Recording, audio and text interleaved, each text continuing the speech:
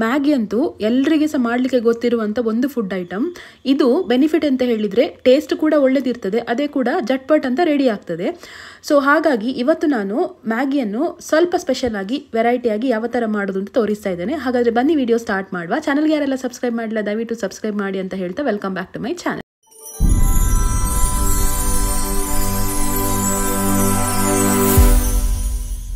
ಎಲ್ಲ ಮಕ್ಕಳಿಗೆ ಸಹ ಮ್ಯಾಗಿ ಅಂದರೆ ತುಂಬ ಇಷ್ಟ.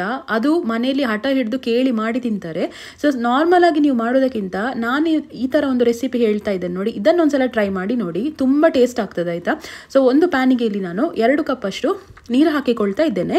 ಇನ್ನಿದಕ್ಕೆ ಮಸಾಲ ಹಾಕೋದೆಲ್ಲ ಬೇಡ, ಮ್ಯಾಗಿ ಇದೆ ನೋಡಿ ಅದನ್ನು ಕಟ್ ಮಾಡಿಕೊಂಡು ಹಾಕಿಕೊಳ್ತಾ ಇದ್ದೇನೆ. ಯಾವ ಮಸಾಲೆ ಎಂತ ಸಹ ಹಾಕಿಕೊಳ್ಳೋದು ಬೇಡ ಫಸ್ಟಿಗೆ. ಸೊ ನೀರು ಸ್ವಲ್ಪ ಕುದಿ ಬರ್ತಾ ಇರುವಾಗ ಇದೇ ಥರ ಕಟ್ ಮಾಡಿಕೊಂಡು ಹಾಕಿ, ತುಂಬ ಕ್ರಷ್ ಮಾಡಿಕೊಂಡು ಹಾಕಲಿಕ್ಕೆ ಹೋಗಬೇಡಿ, ಯಾಕಂದರೆ ನಮಗೆ ಅದು ಎಳೆ ಎಳೆ ಸಿಕ್ಕುವುದಿಲ್ಲ ತಿನ್ನುವಾಗ. ಸೊ ಅದಕ್ಕಾಗಿ ನೋಡಿ ಈ ಥರ ಈ ಒಂದು ಸ್ಲೈಸನ್ನು ನೀವು 2 ಪೀಸ್ ಮಾಡಿ ಹಾಕಿದರೆ ಸಾಕಾಗ್ತದೆ. ಒಂದು 5 ರಿಂದ 10 ನಿಮಿಷ ನಿಮಗೆ ಗೊತ್ತಾಗ್ತದೆ ನೋಡಿ, ಇದೇ ಥರ ಚಂದ ಕುದಿಯುವಾಗ ಉಂಟಲ್ಲ ಒಳ್ಳೆ ಬೇಯ್ತದೆ, ಜಾಸ್ತಿ ಟೈಮ್ ಬೇಕು ಅಂತ ಸಹ ಇಲ್ಲ. ಸೊ ಈಗಂತೂ ನೀವು ಈ ಸೋಷಿಯಲ್ ಮೀಡಿಯಾದಲ್ಲೆಲ್ಲ ನೋಡ್ತಾ ಇರ್ಬೋದು, ತುಂಬ ಬೇರೆ ಬೇರೆ ಥರದಲ್ಲಿ ಮಾಡ್ತಾರೆ ಮ್ಯಾಗಿ. ಅದಂತೂ ರೆಸ್ಟೋರೆಂಟಲ್ಲೆಲ್ಲ ಹೋದರೆ ನೀವು ವೆರೈಟೀಸ್ ಆಫ್ ಮ್ಯಾಗಿ ಡಿಶಸ್ ಬರ್ತದೆ. ಸೊ ಅದೇ ಥರ ಒಂದು ಮನೇಲಿ ನಾನು ಟ್ರೈ ಮಾಡಿದೆ, ಒಂದ್ಸಲ ಇದನ್ನು ನೀವು ಕೂಡ ಟ್ರೈ ಮಾಡಿ ನೋಡಿ. ಸೊ ನೆಕ್ಸ್ಟ್ ಅದು ಮ್ಯಾಗಿ ಎಲ್ಲ ಬೆಂದಾದ ಮೇಲೆ ಅದನ್ನು ನಾನು ಸೋಸಿಕೊಂಡು ರೆಡಿ ಮಾಡಿ ಇಟ್ಕೊಂಡಿದ್ದೇನೆ ಒಂದು ಕಡೆ. ನೆಕ್ಸ್ಟ್ ಇಲ್ಲಿ ಒಂದು ಪ್ಯಾನ್ಗೆ ಎಣ್ಣೆ ಹಾಕಿ ಇದಕ್ಕೆ ಸ್ವಲ್ಪ ನಾನು ಬೆಳ್ಳುಳ್ಳಿ ಕಟ್ ಮಾಡಿಕೊಂಡು ಹಾಕಿಕೊಳ್ತಾ ಇದ್ದೇನೆ. ಪೇಸ್ಟ್ ಎಲ್ಲ ಹಾಕೋದು ಬೇಡ, ಸಣ್ಣದಾಗಿ ಬೆಳ್ಳುಳ್ಳಿ ಕಟ್ ಮಾಡಿಕೊಂಡಿದ್ದನ್ನು ಹಾಕಿಕೊಂಡು ಸ್ವಲ್ಪ ಫ್ರೈ ಮಾಡಿಕೊಳ್ಳುವ. ಇನ್ನಿದಕ್ಕೆ 1 ಗಡ್ಡೆ ನೀರುಳ್ಳಿ ಸಣ್ಣ ಸಣ್ಣದಾಗಿ ತರಿಯಾಗಿ ಕಟ್ ಮಾಡಿಕೊಂಡು ಹಾಕಿಕೊಳ್ಬೇಕು. ಉದ್ದ ಉದ್ದ ಹಾಕೋದು ಬೇಡ. ನೀರುಳ್ಳಿ ಉಂಟಲ್ಲ, ನೀವು ಒಂದೊಂದು ಶೇಪಿಗೂ ಸಹ ಒಂದೊಂದು ಥರ ಟೇಸ್ಟ್ ಇರ್ತದೆ. ಸೊ ಅದೇ ಥರ ಇದಕ್ಕೆ ಸಣ್ಣ ಸಣ್ಣದಾಗಿ ಪೀಸ್ ಮಾಡಿಕೊಂಡು ನೀರುಳ್ಳಿ ಹಾಕಿ ಚೆಂದ ಫ್ರೈ ಮಾಡಿಕೊಳ್ತಾ ಇದ್ದೇನೆ. ಇನ್ನಿದಕ್ಕೆ ಉಂಟಲ್ಲ ನಾನು ಸ್ವಲ್ಪ ಸ್ಪ್ರಿಂಗ್ ಆನಿಯನ್ ಹಾಕಿಕೊಳ್ತಾ ಇದ್ದೇನೆ. ಇದು ಆಪ್ಷನಲ್, ಇಲ್ಲ ಅಂತ ಇದ್ದರೆ ಹಾಕೋದು ಅಗತ್ಯ ಇರುವುದಿಲ್ಲ. ಸ್ವಲ್ಪ ಟೇಸ್ಟಿಯಾಗಿರಲಿ ಅಂತ ಇದನ್ನು ಹಾಕಿಕೊಳ್ತಾ ಇದ್ದೇನೆ. ಮತ್ತು 1 ಹಸಿಮೆಣಸು ಕಟ್ ಮಾಡಿ ಹಾಕಿಕೊಳ್ತಾ ಇದ್ದೇನೆ. ಸೊ ಇದನ್ನಿಷ್ಟು ಚೆಂದ ಫ್ರೈ ಮಾಡಿಕೊಳ್ಳುವ.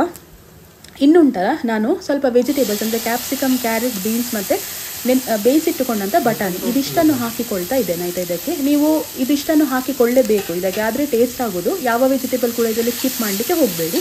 ಸೊ ಇದನ್ನು ಬಟಾಣಿ ನೀವು ಬೇಯಿಸಿಟ್ಟುಕೊಂಡ್ರೆ ಒಳ್ಳೆಯದು, ಮತ್ತು ಬಾಕಿ ವೆಜಿಟೇಬಲ್ಸ್ ಯಾವುದು ಬೇಯಿಸುವ ಅಗತ್ಯ ಇರುವುದಿಲ್ಲ. ಸೊ ಇದಿಷ್ಟು ಹಾಕಿ ಉಂಟಲ್ಲ ಮತ್ತೆ ಚೆಂದ ಎಣ್ಣೆಯಲ್ಲಿ ಫ್ರೈ ಆಗಬೇಕಿದು. ಲೋ ಫ್ಲೇಮಲ್ಲಿ ಇಟ್ಟುಕೊಂಡು ಚೆಂದ ಇದನ್ನು ಇದೇ ಥರ ಫ್ರೈ ಮಾಡಿ, ಯಾಕಂದರೆ ಕ್ಯಾರೆಟ್, ಬೀನ್ಸ್, ಕ್ಯಾಪ್ಸಿಕಮ್ ಸ್ವಲ್ಪ ಬೇಯಬೇಕಲ್ವ. ಸೊ ತಿನ್ನುವಾಗ ಸಹ ಸ್ವಲ್ಪ ಟೇಸ್ಟಿಯಾಗಿರ್ತದೆ ಇದೆಲ್ಲ ಇದ್ದರೆ.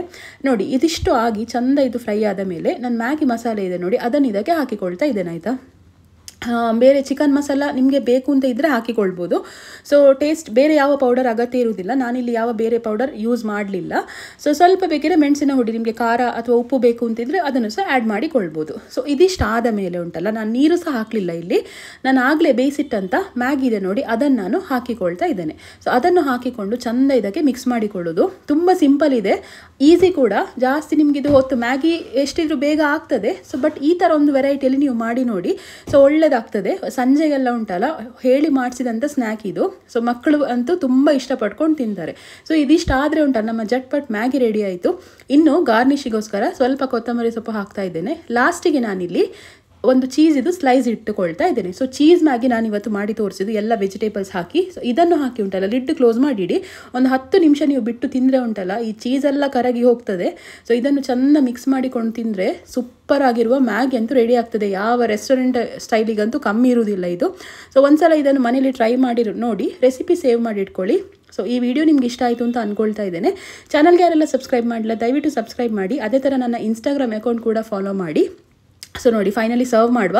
ಸೊ ಎಲ್ಲ ಚೀಸ್ ಮಿಕ್ಸ್ ಆಗಿದೆ, ಮಿಕ್ಸ್ ಮಾಡಿಕೊಂಡು ಸರ್ವ್ ಮಾಡಿಕೊಂಡು ಒಟ್ಟಿಗೆ ಟೀ ಅಥವಾ ಕಾಫಿ ಇಟ್ಟು ತಿಂದರೆ ಉಂಟಲ್ಲ ಸೂಪರಾಗಿ ಒಂದು ಈವ್ನಿಂಗ್ ನಿಮಗೆ ಸ್ನ್ಯಾಕ್ ರೆಡಿ ಆಗ್ತದೆ. ಅದು ಕೂಡ ಈ ಮಳೆಗಾಲದಲ್ಲಿ ಚಟ ಅಂತ ಮಳೆ ಬರುವಾಗ ಸೂಪರಾಗಿ ಮ್ಯಾಗಿ ರೆಡಿ ಆಗ್ತದೆ. ಸೊ ನಿಮ್ಗೆ ಇಷ್ಟ ಆಯಿತು ಅಂತ ಅಂದ್ಕೊಳ್ತಾ ಇದ್ದೇನೆ, ಒಂದ್ಸಲ ಟ್ರೈ ಮಾಡಿ.